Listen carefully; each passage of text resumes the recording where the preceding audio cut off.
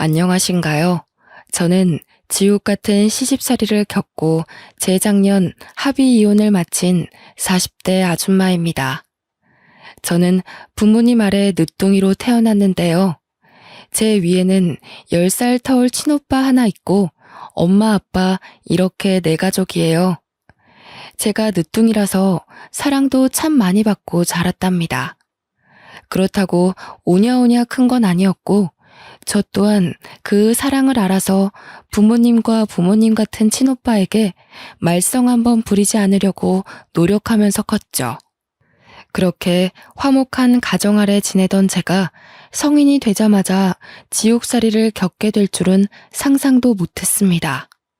그게 바로 결혼이었고, 결혼은 제 인생에 잊지 못할 큰 오점으로 남은 기억들이거든요. 제가 어떤 시집살이를 겪고 이혼까지 갈 수밖에 없었는지 얘기 한 번만 들어주시겠습니까? 부모님보다 저를 무척 사랑해주고 아껴주던 친오빠가 제가 중학교 때 외국 생활을 하러 떠났는데요. 저 그때 얼마나 울었는지 모릅니다. 친오빠가 저 때문에 미국행을 일주일 미뤘다가 떠났던 기억이 있네요. 떠나고도 제가 걱정되었던 친오빠는 꼬박꼬박 문자로 저에게 안부를 물어줬어요. 덕분에 친오빠에 대한 그리움을 조금 달랠 수 있었죠. 부모님도 제게는 정말 은혜로운 분들이세요. 부부싸움을 하더라도 자식들 앞에선 최대한 숨겼거든요. 개인적인 다툼 때문에 자식들 마음에 상처 주는 건 안 된다는 사상을 가지고 계셨어요. 저희 집은 형편이 어려운 편에 속했어요. 그럼에도 불구하고 화목했죠. 웃음 가득한 그 가정 아래 저는 성적도 좋았고 밝고 맑게 자랐습니다. 부모님 말로는 제가 다른 집 아이들처럼 사춘기가 와도 투정 한 번 안 부려서 걱정을 했다네요.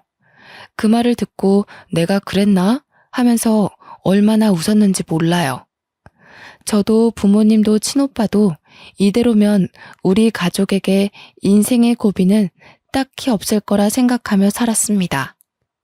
그런데 그런 단란한 가정을 큰일이 날 정도로 뒤집어 놓은 건 다름 아닌 저였는데요. 고등학교를 졸업하고 20살이 된 무렵 저는 형편을 생각해 대학을 포기했어요. 부모님이 보내주려고 했고 친오빠도 개인적으로 연락 와서 자기가 돈 벌고 있으니까 학교 가라고 했는데 저 하나 때문에 가정에 부담을 주고 싶지 않아서 저도 돈 버는 길을 택했었죠. 나중에 공부가 정말 하고 싶으면 그때 대학을 가겠다고 하면서요. 그렇게 시작한 사회생활이 대학가 술집에서 아르바이트를 하는 거였습니다. 저도 언젠가는 연애를 해서 결혼을 하게 되겠지 생각한 적은 있었는데 그게 갓 성인이 된 이 시기에 올 줄은 몰랐어요. 대학가 주변이다 보니 대학생들이 많이 왔는데 그중에 남편도 있었던 겁니다. 남편은 서빙하는 저를 보고 계산할 때 찾아와서 연락처를 물었는데요. 저보고 귀염상이라고 자기 스타일이라서 그러는데 술 한잔 하고 싶다길래 번호를 줬었죠. 저는 모난 곳 없이 사랑만 받고 컸던지라 추잡스런 접근이 무엇인지 전혀 모를 때였어요. 바로 이게 제 인생에서 가장 큰 실수였고 지옥으로 가는 직행 열차였던 겁니다. 저는 남편과 술을 마신 그날 이후 3개월 만에 임신을 했다는 사실을 알았고 무섭다는 이유만으로 그걸 한 달이나 숨긴 채 소가리를 했습니다. 임신 4개월이 되던 차 몸이 이상한 게 느껴져서 할 수 없이 부모님께 알렸죠. 그 사실을 듣고 저희 부모님이 한 일주일은 알아 누우셨어요. 한 번도 혼난 적 없던 제가 그때 처음 부모님께 혼이 났는데 얼마나 큰 잘못을 했는지도 그때 알았습니다. 너무 무섭고 죄송했죠. 그렇게 남편에게 알리고 시댁 귀에까지 들어가게 된 건데요. 시댁은 저를 싫어했는데 그래도 남편은 제 편이 되어 주었어요. 물론 결혼 한두 달까지는요. 그때까진 제가 봐도 남편이 저한테 마음이 있는 상태였어요. 그래서 시댁도 하는 수 없이 이 결혼을 승낙했을 거고요. 저는 결국 20살 나이에 실수로 아이가 생겨 결혼을 하게 된 셈이 되어버렸습니다. 그게 얼마나 잘못된 과정인지 몰랐는데 살다 보니 알게 되더군요. 갑자기 굴러들어온 바위를 보듯 시댁에선 나를 보는 눈빛들이 곱지 않았어요. 그나마 다행인 건 남편한테 누나인 시누이가 하나 있었는데 외국 생활 중이라 결혼식 때도 만난 적이 없다는 거였죠.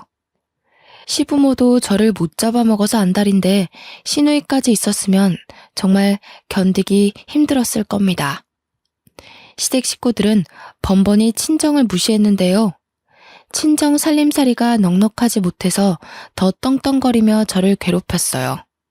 저는 친정에서 이 사실을 알면 속상할까봐 어디 티내지도 못하고 혼자 끙끙 앓기만 했죠. 종종 친정에서 연락이 오면 거짓말로 편하게 잘 지내고 있다고 다들 식구처럼 잘해준다고만 했어요. 남편이란 놈도 처음엔 안 그랬는데 제 배가 남산만해지니까 한순간의 실수로 지 인생 망했다고 꼴 보기 싫으니까 방에 좀 들어가 있으라고 저를 구박하기 시작하더군요. 그땐 정말 기댈 곳 하나 없는 시댁에서 많이 힘들었습니다. 직설적으로 날아오는 상처가 처음이기도 해서 극복할 힘을 전혀 몰랐을 때였어요. 확실히 세탁소하는 저희 친정에 비해 시댁이 잘 사는 게 맞아요. 시부는 군부대로 식재료를 보내는 일에서 과장직을 맡고 있었는데 그게 연봉이 좀 높다고 하더라고요. 그래서 시누이는 외국으로 학교를 보냈고 남편도 한국에서 좋은 대학을 다녔거든요. 이것에 비하면 저는 고졸의 알바생의 혼전 임신에 정말 보잘것없는 사람이었네요. 남편도 남편이지만 특히나 저를 직접적으로 힘들게 했던 건 시모였는데요. 시모는 일을 하는 사람이 아니라서 낮이면 남편과 시부는 직장을 가서 없고 시모와 둘만 집에서 보내야 해서 부딪히는 일이 많았습니다. 일방적으로 당했다고 봐야겠죠. 시모는 제가 대학도 못 가고 직장도 없고 해서 입버릇처럼 출처 모를 집에서 나온 애 취급을 했어요. 친정부모가 다른 지역에 있어서 더 마주할 일 없으니 친정까지도 제 앞에서 대놓고 까더라고요. 내가 너만 보면 속이 터진다. 여자애가 피임할 줄도 모르고 학교에서 그런 거 안 배웠니? 아니면 작정하고 우리 아들 발목 잡고 싶어서 숨긴 거야? 진작 말했으면 애 지웠을 거 아니야. 내가 쪽팔려서 며느리가 대학도 못 나온 애라고 어디 말도 못해. 아이고 내 팔자야. 말년 다 돼서 이게 무슨 불운인지 모르겠다. 이렇게 며느리 복이 없는 줄 알았으면 어디 부적이라도 살 걸 그랬어. 주말이라 시부가 출근을 안 할 때면 시모 옆에서 꼭 한마디씩 덧붙였는데 시부의 말은 시모에 비해 좀 더 직설적이고 한방이 강한 편이었어요. 두 분은 제가 화장실을 갈 때도 거실에 앉아 눈을 부릅뜨고 지켜봤거든요. 화장실 안에서 소리도 못 내겠더라고요. 그런 환경에서 어떻게 아이가 버텼는지 모르겠어요.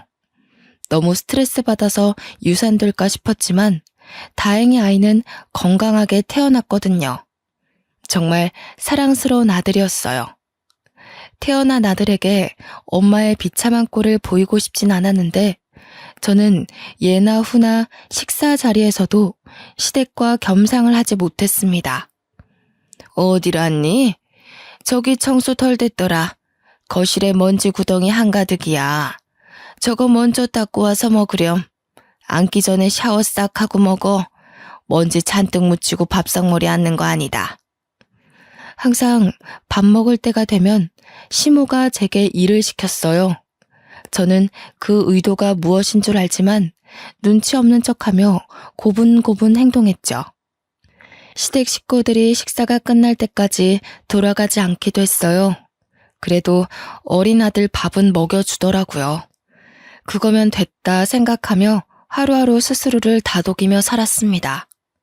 저는 결혼하고 나서부터 밤에 혼자 올 때가 많았는데요. 언젠가부턴 너무 서럽던 나머지 아들이 깬 걸 알면서도 울음을 참지 못해 소리 내는 날이 늘어갔어요. 저와 남편은 제 배가 부르고 나서부터 각방을 썼는데 아들은 꼬박 저와 함께 자더라고요. 남편은 지 자식인데도 아들을 불편해하는 티를 내서 아들도 아빠 옆에 잘 안 갔거든요. 제가 이 각박한 공간에서 버틸 수 있는 유일한 이유는 바로 제 아들 때문이었어요. 아들이 없었다면 더는 버티지 못하고 가출을 했을 거고 친정에도 알리지 못해서 밖을 떠돌다가 여기저기 끼니를 구걸했을지도 모를 일이죠. 시댁의 거침없는 질타는 제 아들도 예외가 아니었는데요. 시모는 제 아들이 말을 알아듣기 시작하고부터 대놓고 앞담을 일삼았습니다. 으이구, 지엠이 닮아서 공부도 더럽게 못하네. 손주라고는 하나 있는 녀석이 공부를 이렇게 안 하면 쓰나. 네 아빠나 네 고모는 다 머리 좋은 사람인데 하필 닮아도 애미의 못난 부부만 닮았다니. 내가 손주복까지 없는갑다. 아이고 머리야. 시모는 제 아들이 성적이 못 나와도 편식을 해도 어디 다쳐서 와도 전부 제 피가 섞여서라고 했습니다. 천박한 피가 섞이니 그 피를 받은 아들도 엄마 따라 둔치 같다고 하더군요.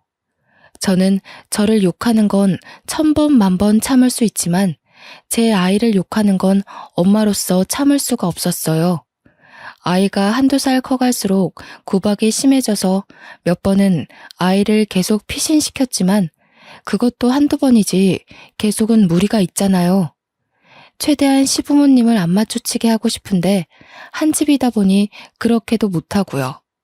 그저 부디 아들이 몰라주길 바랬는데 어느 날 아들이 방에 단둘이 있을 때 정말 가슴 찢기는 말을 하더라고요. 내가 바보 같아서 엄마가 자꾸 할머니한테 혼나는 거야? 내가 잘하면 엄마 안 혼나도 돼? 나 때문에 엄마가 혼나는 것 같아서 미안해. 나 이제 바보 안 될게. 할머니한테 그만 혼나게 해줄게, 엄마. 고작 6살 되는 아들이 저한테 미안하다고 다 자기가 모자라서 그런 거라며 자기 탓을 하는데 그날 저는 크게 억장이 무너졌죠. 한참 못 모를 아이 입에서 어떻게 이런 말이 나올 수가 있단 말입니까? 그 순간 저는 여태 뭘 하고 있는 건가 싶으면서 아들 하나 지키지 못하고 도망치기만 했다는 생각에 회의감이 들었습니다. 며칠 후 여느 때처럼 시모가 아들의 실수를 가지고 나무랄 때가 있었는데 아무리 그래도 어떻게 아이한테 자꾸 그런 심한 말을 할 수가 있나 싶어 그날은 저도 시모에게 대꾸를 했습니다. 어머님, 제가 미우신 거면 저만 나무라세요. 이 어린아이가 뭘 그렇게 잘못했다고 그런 모욕을 주세요? 어머님 때문에 애가 벌써부터 눈치가 늘어서 더 실수하는 거잖아요. 뭐야? 몇 년 좀 살았다고 이 시애미가 웃음니? 이제 대드네. 처음 우리 집 왔을 때는 고개 쳐받고 들지도 못하던 년이 올해 엄마 노릇 좀 하고 싶은가 보지? 제발 애 앞에서 말 좀 가려주세요. 어른이면 어른답게 아이 앞에서 모범을 보여야 하는 거 아닌가요? 제 아들 잘못 크면 어머님께서 책임지실 거예요? 어머님 손자잖아요. 어머님 아들 핏줄이잖아요. 버르장머리 없는 것이 어디라고 목소리를 높여? 니까짓 게 감히 이 시애미한테 훈수질하는 거니? 기가 막혀서 그동안 한 소리 하지 못해서 어떻게 참았다니? 이렇게 시애미 잡아먹을 것처럼 노려보고 싶어서 얼마나 벼르고 있었냐고. 저 분명 경고했어요. 또 제 아들한테 나쁜 소리 하시면 저 계속 안 참을 겁니다. 어머님이고 아버님이고 저는 제 아들만 생각하고 행동할 거예요. 그러고 나서 애 앞에서 제 꼴이 더 우스워질까봐 또다시 황급히 피하는 걸 택했습니다. 닫힌 방문 밖으로 시모가 소리 지르며 당장 나오라고 겁주긴 했다만 아들 챙기면서 애써 무시했죠. 솔직히 무서웠거든요. 이렇게 누군가와 싸워본 게 처음이라서요. 손을 덜덜 떨면서 아들 옷을 갈아입히는데 아들이 그 고사리 같은 손으로 제 얼굴을 문질러 주더라고요. 몰랐는데 제가 울고 있었나 보더라고요. 아들이 엄마 울지 말라고 안아주기까지 하는데 저는 그저 엄마가 이 모양이라 아들에게 미안할 뿐이었습니다.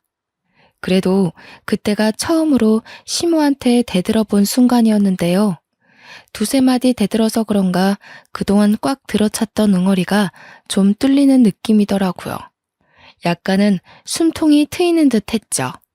제 아들은 참 고맙게도 살얼음판 같은 환경에서 잘 커주었어요. 아들이 중학생이 되었을 무렵 사진으로만 봤지 아직 한 번도 만난 적 없는 시누이한테서 연락이 왔는데요. 미국에서 선물을 보내왔더라고요. 주말 아침부터 시부모님과 남편이 신이 나서 선물을 막 구경하대요. 듣자 하니 시누이가 새로 사귄 남친이 있는데 결혼을 앞둘 정도로 오래 만났고 깊어졌다고 해요. 그 남친이 시댁 식구들에게 주는 선물이라고 그러더군요. 감히 바랬던 건 아니었지만 시부, 시모 남편의 선물은 있는데 저와 아들의 것은 없었어요. 당연한 건데도 시누이와 시누이의 예비 신랑이 미웠습니다. 그깟 선물 필요 없지만 이런 식으로 어린 아이한테 상실감을 줄 필요는 없잖아요. 하필 그날이 아들 생일이었는데 중학생이 된 아들에게 엄마가 돼서 새 가방 하나 사주지 못해 마음에 걸렸던 참이었거든요. 생일날 선물 하나 사주려고 요번에 남편이 주는 생활비를 조금씩 아껴서 돈을 빼놓긴 했다만 시댁 식구들의 저 꼴을 보고 반충동적으로 오후에 집을 나섰어요. 나가서 남자 아이들한테 인기 있는 새 가방 하나를 구입했죠. 이거 하나 사는데도 시모가 저보고 갈 데도 없는 년이 어딜 돌아다니냐며 쏘아붙이던 걸 무시하고 나와서 산 거예요. 아들, 생일 축하해.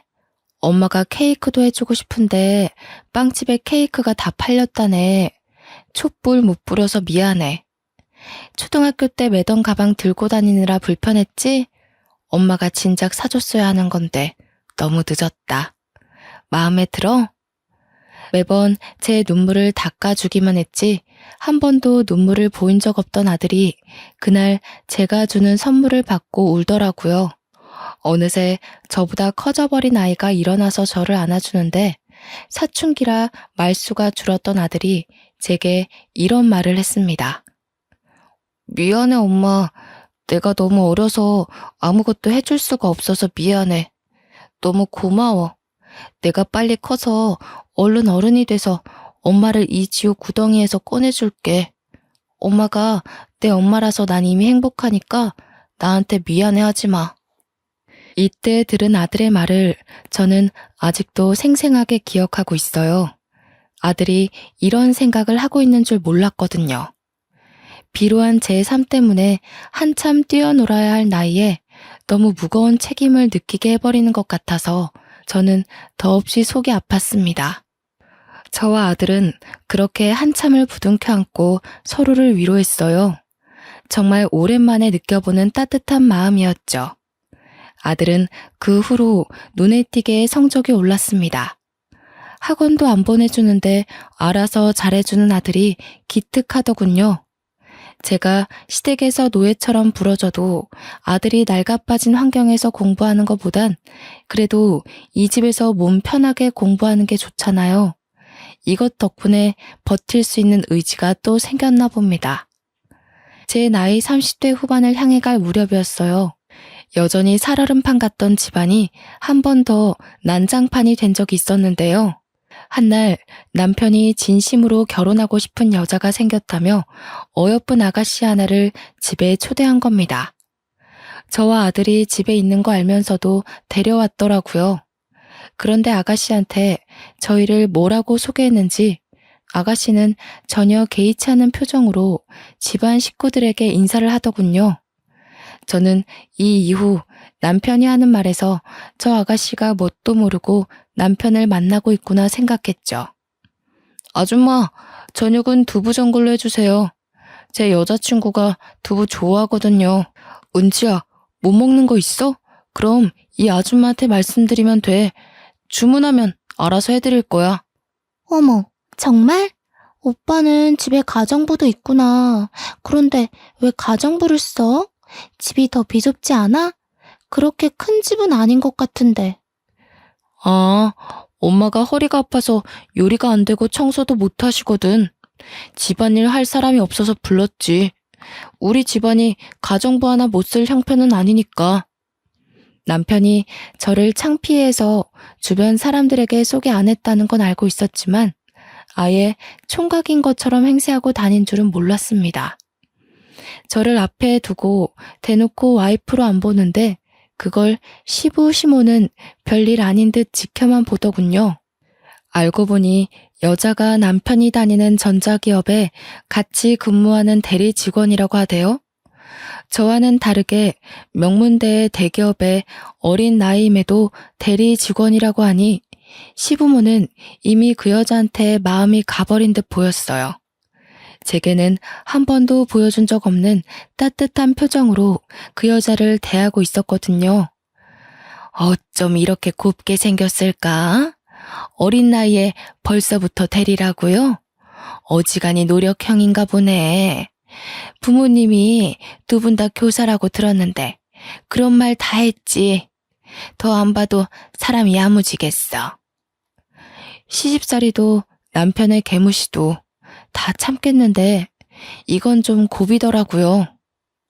무엇보다 아들도 함께 있는 자리였어요. 아들이 저와 같이 밥 먹고 싶어서 야자를 빼고 막 하교한 참이었거든요. 그래도 아들이 대학 가기까지 이 집에서 쫓겨날 수는 없기에 꾹 참았습니다. 제가 상처를 받을수록 마찬가지로 아들도 상처받고 있다는 걸 안 후부터는 웬만해선 아들 집에서 이런 못날 꼴 안 보이려고 엄청 노력하고 있습니다. 좀 지내다 보니 시부모랑 남편 눈에 안 띄고 지내는 법을 나름 터득해갔는데 결국 또 아들에게 상처를 준 셈이었죠. 그때였어요. 제가 아들의 눈치를 보면서도 아무 말 못하고 있는데 아들이 들고 있던 문제집을 냅다 던져버리는 겁니다. 그 문제집이 잘못 나갔다면 남편의 발등에 찍힐 뻔한 위치였어요. 지금 엄마 앞에 두고 뭐 하는 거예요? 아빠라는 사람이 이래도 돼요? 엄마가 얼마나 더 참아야 되는데요. 다들 이것밖에 안 되는 사람이었어요? 집 구성이 구정물 투성인 건 알았지만 상식도 개념도 말아먹은 줄은 몰랐네요. 저 자식이 뭐라는 거야 지금? 버릇없게 어디서 행패야? 사춘기라고 시위하는 거야? 속옷바람으로 쫓겨나고 싶어? 지금 손님 온 거 안 보여? 당장 방에 들어가. 오빠, 저 애는 누구예요? 혹시 저 아이가 오빠 조카라는 친구? 저는 되게 어린아이인 줄 알았는데 아니네요? 이봐요 아줌마, 이 남자 유부남인 거 알고 만나는 거예요? 이 남자가 제 아빠고 저 사람이 내 엄마예요. 아빠가 실수로 나 만들어 놓고 아빠 하기 싫다면서 아줌마 만나는 파렴치한 사람이라고요. 생각 똑바로 박힌 사람이면 이런 남자 만나지 마세요. 인생 종쳐요. 그 여자는 이 사실을 처음 듣는 얼굴이었어요. 옆에서 모든 사실을 숨기고 있었는지 남편은 화가 나서 제 아들에게 다가와 냅다 뺨을 내리치더라고요. 아들이 그 힘에 밀려 자빠졌는데 그렇잖아도 놀라있던 저는 허둥지둥 아들에게 달려갔습니다. 이미 아들의 뺨이 붉어졌더군요. 심지어 남편이 끼고 있던 반지에 긁혀서 생치기까지 난 겁니다. 저는 그대로 눈이 돌아 남편의 머리채를 잡아버렸어요. 내 새끼 손대지 마. 내가 다 참아도 내 새끼 건드리는 건 못 참아. 아빠 노릇 안 할 거면 손찌검은 하지 말아야지. 네가 무슨 자격이 있다고 내 자식한테 손을 대. 아, 인연이 돌았나? 안 놔? 무식하게 손부터 먼저 쓰고 있는 게 누군데? 내가 진짜 손 대봐? 네 자식 제대로 참교육 시켜줘?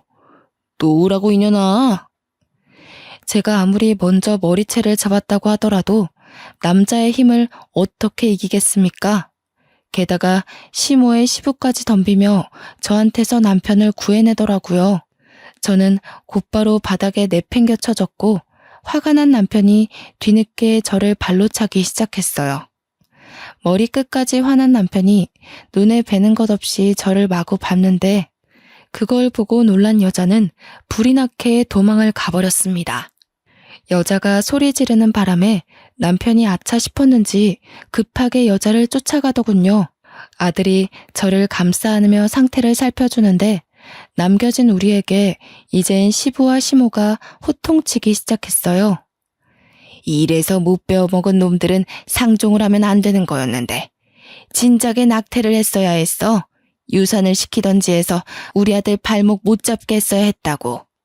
어쩌자고 이런 썩은 족쇄에 걸려서는 새끼나 애미나 어쩜 이렇게 똑같은지 모르겠네. 아이고 속 터져. 그렇게 아끼는 네 새끼 데리고 당장 우리 집에서 나가. 나가서 길바닥에 나앉든 구걸을 하든 알아서 하고 당장 내 눈앞에서 꺼져. 더러운 것들이 집에 드니까 집안 꼴이 이 모양이지. 시부가 아들 품에서 저를 잡아 끌며 현관 밖으로 내쫓으려는데 그걸 아들이 쫓아와서 말렸어요. 뭐 하시는 거예요? 우리 엄마한테서 그 더러운 손 치우세요. 할아버지가 무슨 자격으로 우리 엄마를 만져요? 그래요. 이딴 집 냄새나서 살기 싫으니까 나갈래요. 비키라고요. 아들의 힘에 밀려난 시부는 다 늙은 몸이라 힘 한 번 못 써보고 바닥을 굴렀습니다. 시모가 놀라서 시부를 부축했는데요. 동네방네 들릴 정도로 어린 놈의 새끼가 지 할애비 죽인다고 막 악을 쓰더군요. 저는 아들의 부축을 받고 그대로 시댁을 나오게 되었어요. 저와 아들의 꼬라지를 보면 가출보다는 쫓겨난 게 더 어울리는 사정이었죠. 저 혼자 쫓겨난 거라면 어디 골목 구석에 가서 하룻밤 보내면 되겠다만 아들이 있는 상황에서 그럴 수는 없었어요. 아들마저 저처럼 비루한 삶을 살게 할 수는 없잖아요. 그래서 어쩔 수 없이 친정에 연락하게 되었는데 10여 년 만에 제 사정을 처음 고백하는 순간이었죠. 집을 나왔다는 제 사정을 듣고 놀란 친정은 새벽임에도 그 먼 거리를 달려서 저와 아들을 데리러 왔습니다. 왜 여태 말 안 했어? 어떻게 사람이 사람한테 이런 짓을 할 수가 있냔 말이야. 당장 앞장서거라. 내가 오늘 가서 사돈 같지도 않은 그 시궁창 집안 다 때려 부실 테니까. 아휴, 이 어린 것을 때릴 데가 어디 있다고. 우리 새끼 얼굴 흉진 것 좀 봐. 아니, 아빠라는 사람이 어떻게 지 아이 뺨을 쳐? 하렘이 하렘이 되는 사람은 또 이걸 지켜만 봐? 무슨 그런 집안이 다 있다니. 우리 손자 얼마나 놀랐겠어.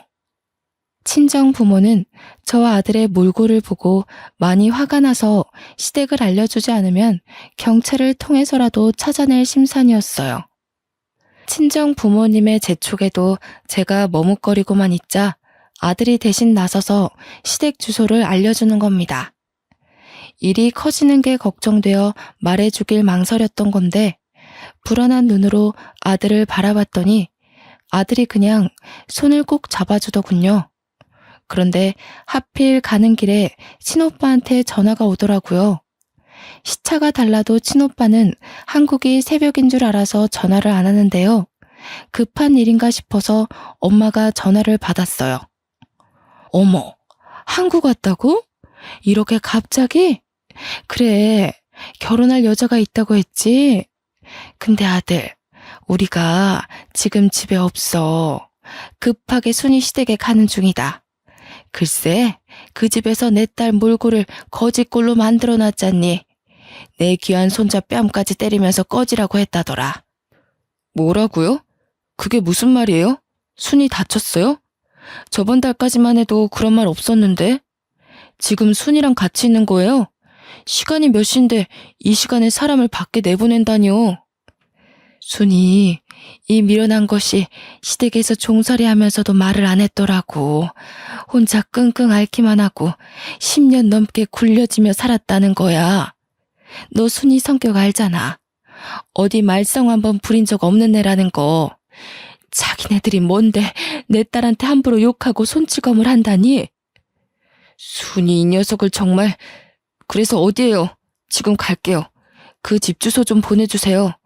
저도 들은 이상 가만 못 있어요. 거기 가서 뵐게요, 엄마. 친오빠가 10여 년 만에 한국을 돌아왔는데 결혼 준비를 하기 위해서라고 했어요. 결혼할 여자도 한국 여자라고 했고요. 기쁜 소식으로 돌아온 오빠에게 여동생이란 작자가 이런 못난 꼴로 맞이해서 그것도 미안했습니다.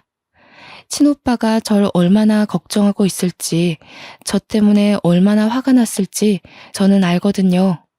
어릴 때 친오빠는 제가 친구한테 빌려준 볼펜을 못 받고 있을 때 직접 나서서 그 친구를 참교육시키는 사람이었어요. 늘 저를 과하게 아껴주고 든든한 뒷배가 되어준 사람이라는 말이죠. 제 2의 아빠와도 같은 사람인데 제가 시댁에서 처맞고 살았던 소리를 듣고 얼마나 눈이 돌았을지가 보였어요. 이때는 오히려 시댁이 걱정되었네요. 상대적으로 가까웠던 우리가 먼저 시댁에 도착했고 엄마가 나서서 무작위로 초인종을 눌렀습니다. 한참 반응 없던 대문이 열리고 남편이 짜증 가득한 얼굴로 나오는데 아빠가 그대로 머리채를 잡고서 집 안으로 밀고 들어갔습니다. 진짜 누구야? 뭡니까? 장인어른께서 여길 왜... 우선 이거 놓으시고 말씀하세요. 갑자기 찾아와서 왜 이러세요? 잠깐만요, 장인어른. 그래, 이 자식아. 내가 네 장인어른이다. 감히 내 딸을 쥐잡듯 잡으면서 부려먹었겠다. 내 딸이 당한 상처만큼 너도 오늘 처맞을 줄 알아. 나 오늘 네 뼈 하나 부러뜨리기 전까지 집에 안 간다. 거실에서 대판 소란이 나니 방 안에 있던 시부모도 자다 일어나 놀라서 튀어나오더군요. 어머머, 사돈어른 아니세요? 연락도 없이 왜 오셨어요? 근데 지금 뭐 하시는 겁니까? 남의 귀한 자식을 왜 그렇게 쥐어뜯어요? 다짜고짜 야밤에 찾아와서 놓으세요 좀. 네 자식 귀한 건 알고 내 자식 귀한 건 왜 몰랐다니? 이 옆에 내야. 너 우리 딸 어떻게 손댔어? 이렇게 손댔니? 이렇게 잡고 흔들었어? 10년 넘게 이런 식으로 우리 딸 가슴에 대못 박은 거야? 엄마가 자기 아들 살리려는 시모의 머리끄댕이를 사정없이 잡아당겼는데요. 평소 탈모가 있던 시모의 머리카락이 후두둑 빠지는 거 아니겠어요? 어머머, 내 머리카락. 이봐요, 안사돈. 도대체 이게 무슨 행패란 말입니까? 내 머리카락 어떡해? 내가 여기 돈을 얼마나 들이고 있었는데. 시모가 소리 지르며 절망하는데 엄마는 아랑곳 않고 또 시모의 머리끄댕이를 잡으려 했어요. 그러자 시부가 다급히 말리더라고요. 엄마도 여자인데 시부는 완전 제압하는 식으로 엄마를 떼어냈습니다. 안사돈, 그만 못해요? 경찰에 신고하기 전에 당장 나가요. 이 야밤에 이게 무슨 짓입니까? 식구끼리도 주거 침입죄 성립되는 거 몰라요? 이런 식이면 저희도 더 이상 사돈 대우 못 해드려요. 엄마가 시부한테 힘을 못 쓰고 있자 우리 아들이 나서서 엄마한테 힘쓰는 시부를 떼어냈어요. 시부는 그런 손자에게 네가 벌인 짓이냐고 고래고래 호통치더군요. 그때 도어락 비밀번호를 치고 누가 들어왔는데요. 응? 이 집에 더 들어올 사람이 없는데 싶었는데 친오빠랑 웬 여자가 같이 등장하는 겁니다. 정말 오랜만에 보는 친오빠였지만 마냥 반길 수 없는 상황이었어요. 그런데 친오빠가 어떻게 시댁집 도어락을 열고 들어올 수가 있지? 생각하던 와중이었죠. 머리카락 때문에 절망하고 있던 시모를 보필하던 남편이 친오빠 옆에 여자를 보고 소리쳤는데 누나, 언제 왔어? 아니, 이 사람들 미쳤나 봐. 경찰 좀 불러줘. 하는 짓도 진짜 거지 같아서. 내가 말해줬지? 실수로 이런 거지 같은 여자를 집에 들였다고. 아니나 다를까 집안이 전체로 다 돌았어. 누나? 남편이 소리치는 바람에 친정도 시댁도 전부 친오빠를 돌아봤고 친오빠 옆에 있는 여자는 다름 아닌 신우이였습니다. 그러니까 우리 친오빠가 미국에서 만나 결혼까지 마음먹은 여자가 바로 신우이라는 거죠. 아들아, 이 사람들 좀 봐라. 이 사람들이 내 딸이랑 손주를 이렇게 만들어놨다. 어떻게 이럴 수가 있다니? 내가 이런 집구석인 줄도 모르고 우리 순이가 얼마나 아팠겠니? 응? 엄마가 친오빠한테 달려가면서 우리들의 다툼은 잠시 종결났고 모두가 상황 파악에 들어갔습니다. 그 잠깐은 친오빠한테 하소연하는 엄마 말고는 모두가 조용했죠. 놀란 건 우리도 마찬가지였으나 겹사돈이 될 뻔한 친오빠와 신우이도 서로 많이 놀란 것 같더라고요. 말도 안 돼. 자기, 나한테 거지 같은 올케가 들어왔다는 게 내 동생을 말한 거였어? 미국에서 내내 자기 남동생이 올케 때문에 인생 망했다고 하소연한다 그랬잖아. 어디 미국에 버려놓고 올 데 없냐고 물었었잖아. 아니야. 내가 자기 동생한테 왜 거지 같다고 해. 그러니까 지금 내 올케가 당신 여동생이라는 거야? 그 10살 터울이라던 귀여운 여동생? 어떻게 이런 일이 있을 수가 있어? 자기 분명 그랬어. 한두 번도 아니고 거의 틈날 때마다 올케 얘기했다고. 남동생이 사고쳐서 결혼했는데 올케랑 그 집안이 산거지라고 욕했었잖아. 나 덕분에 자기 부모님이 올케 때문에 속 썩은 거 위로받겠다면서 결혼 결심해줘서 고맙다고 그랬잖아. 나는 오빠 동생인 줄 모르고, 그러니까 그게, 야, 너는 왜 올케가 이런 사람인지 말 안 했어?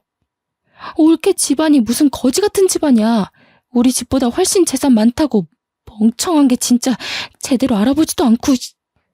무슨 소리야. 돈이라곤 쥐뿔도 없는 거 맞아. 내가 10년을 넘게 지내면서 봤는데 집에 돈이 있었으면 제가 구박받고 살았겠어? 신우이랑 남편이 하는 말을 듣고 친오빠는 더 머리끝까지 화가 났어요. 그대로 둘을 무시하고 엉망이 되어 있는 저를 챙기기 바빴죠.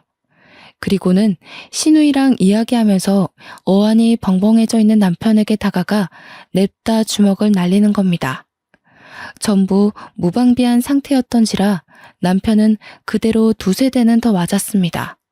그러자 뒤늦게 신우이가 와서 친오빠를 급히 말렸는데요. 오빠, 진정해. 일단 우리 말로 하자, 응? 내가 다 설명할게. 우리 사이에 오해가 있었던 것 같아. 나도 몰랐고 우리 집안도 오빠를 몰라서 그랬어. 앉아서 대화로 풀어보자. 나도 너 많이 사랑했거든. 근데 우리 가족보다 우선순위는 아니야. 그리고 듣자하니 너 내 재력 때문에 만나는 거였어? 내 동생이 돈이 없어서 이 괴롭힘을 당해도 똑같이 무시했던 거야? 아니야. 나 오빠 사랑해서 결혼하려는 거야. 어떻게 사람이 돈만 보고 5년을 넘게 사귀겠어. 그런데 올케 사정은 정말 몰랐어. 나는 우리 엄마 아빠가 이 정도로 못 살게 굴었는지도 모르고 있었어. 정말로.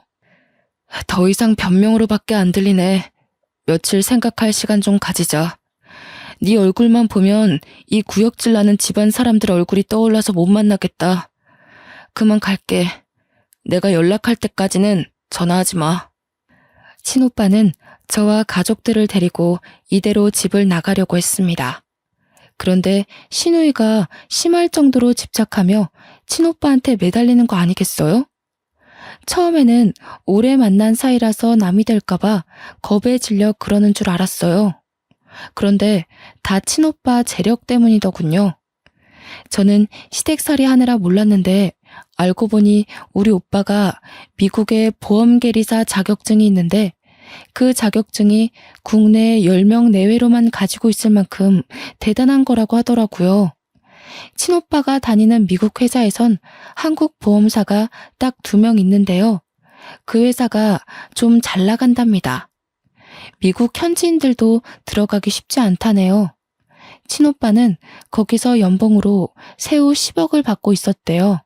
심지어 반 이상을 친정에다가 보내주고 있었는데 친정 부모님은 아들 돈이라서 함부로 못 쓰고 있었다는 겁니다.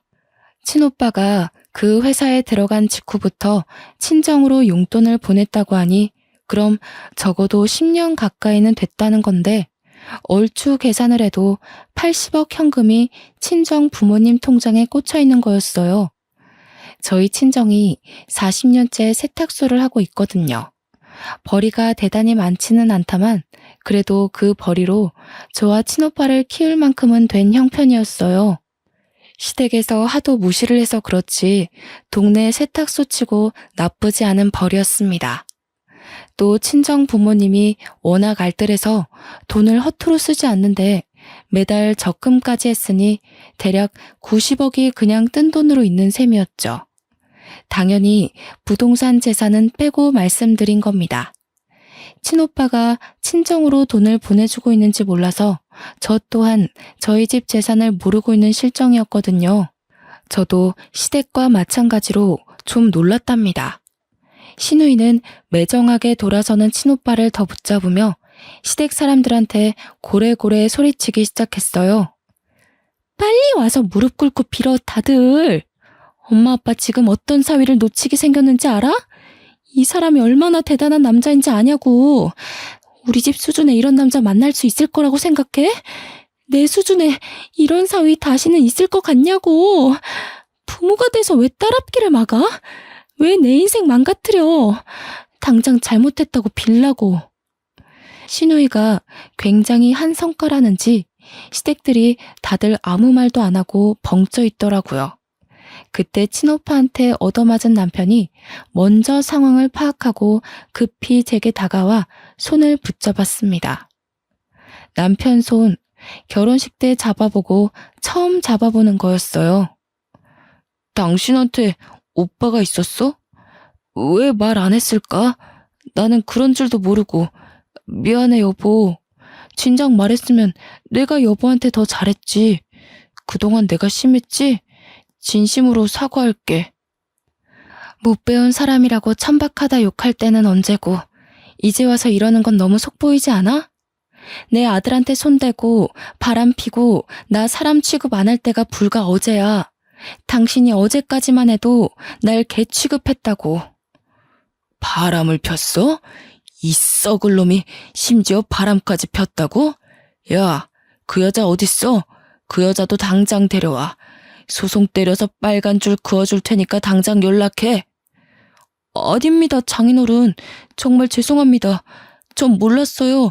장인어른 장모님께서 이런 대단한 자녀를 두신 줄도 모르고 잘못했습니다. 이렇게 빌게요. 한 번만 용서해 주시면 안 될까요? 이제부터 지극정성으로 따님 모실게요. 구질구질하게 이러지 마. 집안 재력이 어떤지 알면 잘하고 모르면 막대해도 되는 거니? 그래, 네 말대로 합의 이혼하자. 네가 그렇게 주구장창 노래 불렀던 합의 이혼 해줄게. 그리고 오빠, 절대 이 집이랑 엮이지 마. 돈에 미친 사람들이야. 친오빠가 저를 정말 많이 아낀다고 했잖아요. 그래서 친오빠는 늘상 부모님보다 제 말에 더 끔뻑 넘어가는 사람이었어요. 그래, 네가 아니라고 하면 아닌 거야. 순이 너 말대로 할 테니까 너도 더는 걱정 마. 이 사람들이랑 다시는 엮이지 않게 해줄게. 오빠 이제 한국에서 일할 거거든. 스카웃 받은 거라 연봉 협상에서 미국 회사에서 받던 것보다 높아. 너랑 우리 조카 내가 책임지고 더는 힘들지 않게 해줄게. 시누이와 관계를 잠시 보류하며 생각해 본다던 친오빠는 곧바로 이 자리에서 시누이와의 관계를 끝내버렸어요. 한순간에 의견을 탈바꿈하며 종결을 선언해버리니 시누이 눈이 헷가닥 돌아버리는 겁니다. 더 안 달라서 친오빠를 잡고 늘어지는 걸 이제 저를 잡고 애걸하기 시작하더라고요. 내가 이렇게 빌게 올케. 나 올케 오빠 없이 못 살아. 올케랑 나랑 얼굴 한 번 안 본 사이잖아. 초면이나 다름없는데 어떻게 이리 매정할 수가 있어. 우리 엄마 아빠랑 동생이 괴롭힌 거지. 나는 올케한테 잘못한 거 없잖아. 똑같이 천박한 핏줄이잖아요. 아가씨나 저 인간이나 시부모님 핏줄 받은 건 똑같은데 뭐 얼마나 다를까요? 그리고 그 피를 물려받은 제 아들이 당신들 때문에 엇나갈까 걱정 많이 했거든요. 다행히 시어머니 말대로 제 아들은 제 피만 가득 받았나 보더라고요. 뚝 부러지게 자라주는 것 보면. 저희는 그대로 시댁 식구를 외면한 채 나와버렸습니다. 시부모님은 차마 지네들 체면 구기지 못해서 자식들한테 원망만 듣고 있더라고요. 자기 자식들한테 질타받는 시부모님을 보는데 그것만큼 큰 벌이 있을까 싶었어요. 제가 이혼하러 갈 때도 친오빠는 연차를 내면서까지 동행해 주었거든요. 마음 약한 제가 또 시댁에 휘둘릴까 걱정되었던 거죠. 이혼 서류를 준비를 마치고 시댁으로 들어서는데 며칠 못 본 사이 시부모님 얼굴이 많이 퀭해졌더라고요. 남편도 시누이도 마찬가지였습니다. 시누이는 친오빠를 보자마자 또 달려들면서 매달리는데 많이 울었는지 얼굴이 퉁퉁 부어 있었어요. 남편은 제 일에 방해된다며 시누이를 데리고 잠시 방 안으로 들어갔고 저는 남편과 시부모님이 보는 앞에서 필요한 부분에 도장을 찍어 나갔죠. 여보, 윤우는 어떻게 지내? 한 번씩 윤우 생각날 때 연락해도 될까? 그래도 내가 아빠인데 평생 아빠를 안 보고 살 수는 없는 거잖아. 아빠가 이렇게 살아있는데 어떻게 아빠 없이 커? 신경 쓰지 마. 윤우는 이미 초등학생 때부터 아빠 없다고 선생님들한테 말하고 다녔대. 이미 아빠 없이 크는 거에 적응했으니까 괜히 감정 낭비 안 하는 게 좋을걸? 윤우애미야, 우리가 그래도 함께한 정이 있잖아. 다시 한번 생각해 볼 수는 없겠니? 이혼녀 꼬리표가 붙으면 너도 이미지에 타격을 입을 거 아니야. 우리가 생각이 짧았다. 남의 집 귀한 자식한테 너무 모질게 대했어. 반성 많이 하고 있으니 어떻게 한번 생각해봐 줄 수는 없는 거냐? 내가 어디 가서 사정하는 사람이 아니란 거 애미 너도 잘 알 거 아니니. 그런데도 지금 내가 이렇게 사정을 해. 시애비 체면 봐서라도 이혼은 참고 넘기면 안 될까? 착각하시는 게 있는 것 같아서 말씀드릴게요. 자꾸 정이 있다고 하는데 저는 어머님 아버님께 단 한 번도 정을 느낀 적이 없어요. 그리고 때를 지나서 하는 반성은 반성이 아니에요, 아버님. 미련이고 후회지. 이쯤에서 이 집 식구들이랑 학을 뗄 수 있어서 다행일 뿐이네요. 소송 안 하는 것만으로도 고맙게 하시고 다신 보는 일 없도록 합시다. 저는 도장만 찍고 그 자리를 벗어났습니다. 친오빠도 시누이한테 모진 소리를 더했나 봐요. 친오빠가 나오는 방 안에서 시누이의 통곡 소리가 새어나오더라고요. 그렇게 한 2년이 흘렀는데요. 그 사이 한 번도 시댁 식구를 마주치는 일은 없었습니다. 아, 시누이는 아직도 친오빠한테 연락하며 시들어 가는 중이라고 들었어요. 친오빠가 번호를 바꿨는데도 기어코 그걸 알아내 연락을 한다더라고요. 그리고 우리 자랑스러운 아들이 20살이 되었는데요. 아들은 어른이 되자마자 쇼핑몰 창업을 했어요. 그런데 그게 남성 대표 쇼핑몰로 빠르게 자리매김했다는 거 아니겠어요? 돈을 헤프게 쓰는 아이는 아니지만 친오빠한테서 받은 용돈으로 늘 옷을 살 때부터 알아봤어야 했는데 이렇게 대단한 일을 이뤄낼 줄 몰랐어요. 막 시작했는데 벌써부터 일반 회사원보다 더 높은 연봉을 받고 있네요. 한 번은 어른이 되자마자 사회생활로 뛰어든 아들이 걱정이더군요. 저도 대학 안 가고 바로 일했잖아요. 그래서 혹시나 아들이 사회에서 저 같은 취급을 받을까봐 아들에게 왜 대학 안 가냐고 조심스레 물어봤어요. 대학 안 간 엄마는 이렇게 삶이 피고 대학 간 아빠는 쫄딱 망하지 않았어? 나보고 쫄딱 망한 길잡이를 따라가라고? 나는 죽을 때까지 엄마만 보고 갈 거야. 엄마의 발자취를 따라가면 성공할 거란 확신이 있거든. 그리고 멋진 삼촌도 봐봐. 중간에 대학 자퇴했다고 들었는데. 참 예쁘고 똑 부러지는 아들이지 않나요? 이 때문에 별로 대학 갈 생각이 없다는 아들에게 저는 더 말하지 않았습니다. 스스로 잘해준 아들이 앞으로도 어련히 알아서 잘할까요? 중학생 때 저를 안아주고 울면서 엄마를 꼭 지옥 구렁텅이에서 빼내주겠다고 다짐했던 아들은 옛날에 친오빠가 저를 극진히 아꼈던 것처럼 똑같이 저를 모시고 있어요. 저는 친오빠가 해준 아파트에서 아들의 효도와 함께 호강하며 살고 있답니다. 말년까지 그런 시댁에서 불행하게 살다가 가는 건 아닌가 참 속상했거든요. 제가 무슨 잘못을 했길래 하늘은 내게 이런 시련을 주실까 원망도 했었고요. 그런데 지금은 하루하루가 훨훨 날아갈 것만 같네요. 너무 행복해요. 저도 사랑을 받던 존재라는 걸 잠시 잊고 살았었는데 다시 그 기분이 되살아났답니다. 제 사연이 좀 흥미로우셨을지 모르겠어요. 이왕 들려드리는 거 지루하지 않게 해드리고 싶었는데 어떠셨는지요? 피가 마르도록 미움을 받더라도 모두들 사랑받을 수 있는 존재라는 걸 꼭 마음속에 새기셨으면 해요. 이만 글을 마무리해야겠습니다. 아들이 눈 나빠진다고 그만 자러 가자고 하네요. 그럼 지금까지 제 사연 들어주셔서 너무 감사합니다.